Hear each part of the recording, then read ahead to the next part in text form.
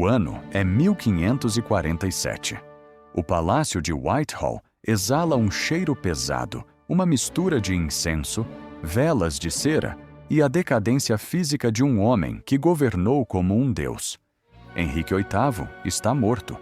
O gigante caiu. Mas, enquanto os sinos dobram por toda Londres, um silêncio aterrorizante toma conta dos corredores do poder.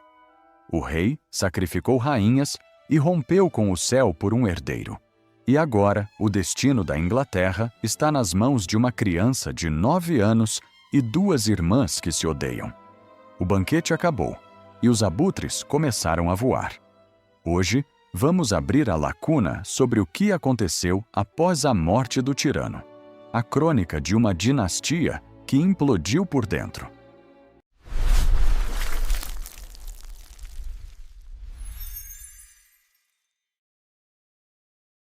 O roteiro de hoje é fundamentado estritamente em fato histórico.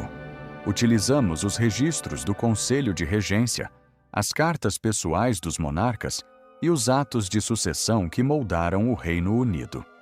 Quando a coroa, pesada demais para sua cabeça, foi colocada sobre o pequeno Eduardo VI, o filho de Jane Seymour, a Inglaterra prendeu a respiração. Eduardo não era apenas um menino. Ele era um prodígio gelado. Educado no mais radical protestantismo, ele via o mundo em preto e branco. Mas ele não governava sozinho. À sua volta, tios e nobres ambiciosos, como os Seymour e os Dudley, lutavam como lobos. Eduardo assistiu, sem derramar uma lágrima, enquanto seu próprio tio era enviado para o cadafalso. Ele era o rei, mas era também um prisioneiro do próprio dever. Por 6 anos, Eduardo tentou apagar o rastro católico de seu pai, mas o seu corpo, frágil desde o nascimento, começou a falhar. Aos 15 anos, tossindo sangue e com a pele pálida, Eduardo sabia que o fim estava próximo. Mas ele tinha um último plano. Ele não podia deixar que sua irmã católica, Maria, assumisse o trono e desfizesse sua reforma.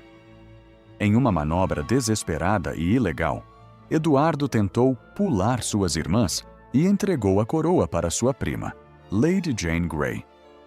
Eduardo morreu em uma noite de tempestade em 1553.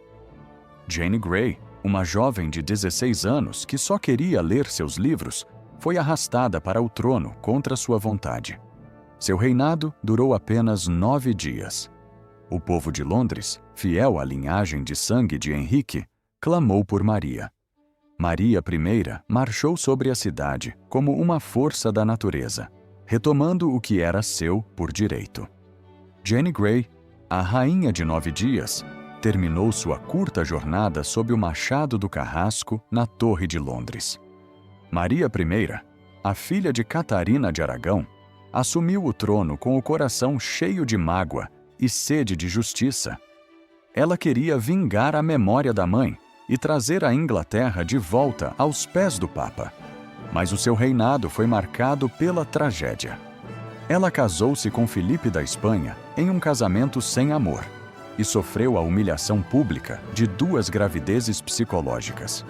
Enquanto sua barriga inchava sem um bebê real, Maria ordenava que fogueiras fossem acesas por todo o país para queimar aqueles que se recusavam a voltar ao catolicismo, ganhando o apelido eterno de Maria Sangrenta. Amargurada e sem herdeiros, Maria, no seu leito de morte, em 1558, ela não teve escolha. A coroa teria que passar para a pessoa que ela mais odiava no mundo e deixando o reino à beira de uma guerra civil. Nesse momento, a quilômetros dali, em Hatfield House, uma jovem de cabelos ruivos vivia cada dia como se fosse o último. Elizabeth, a filha de Ana Bolena, passou anos sendo chamada de bastarda e exilada. Ela sabia que, para Maria, sua existência era uma ofensa. Elizabeth aprendeu a ser invisível para continuar viva. Mas na manhã de 17 de novembro, o som de cavalos galopando na lama mudou tudo. Nobres desmontaram e se ajoelharam diante daquela mulher que a história quase apagou. A rainha morreu. Vida longa à rainha Elizabeth. Dizem que ela caiu de joelhos e agradeceu a Deus. Mas o trono era um ninho de escorpiões. Elizabeth não tinha herdeiros, não tinha marido e estava cercada de homens que queriam controlá-la. Ela vestiu-se de ouro, usou a inteligência que herdou da mãe e a fúria que herdou do pai para fazer o impossível. Por 44 anos, Elizabeth I transformou uma ilha falida em um império global. Ela nunca se casou, tornando-se a Rainha Virgem, casada apenas com a Inglaterra.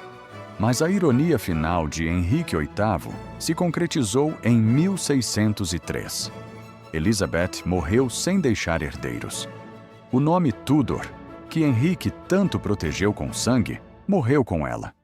A linhagem teve que viajar até a Escócia, para as mãos dos descendentes da irmã de Henrique, Margarete. A dinastia Tudor chegou ao fim em um quarto silencioso, deixando para trás um mundo que nunca mais seria o mesmo.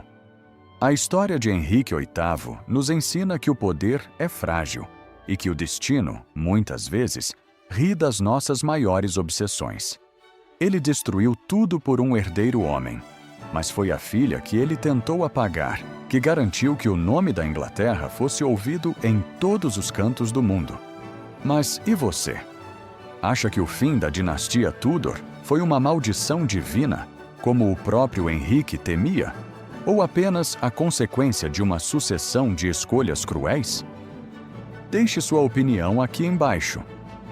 Nos comentários eu leio todos e adoro ver as teorias de vocês.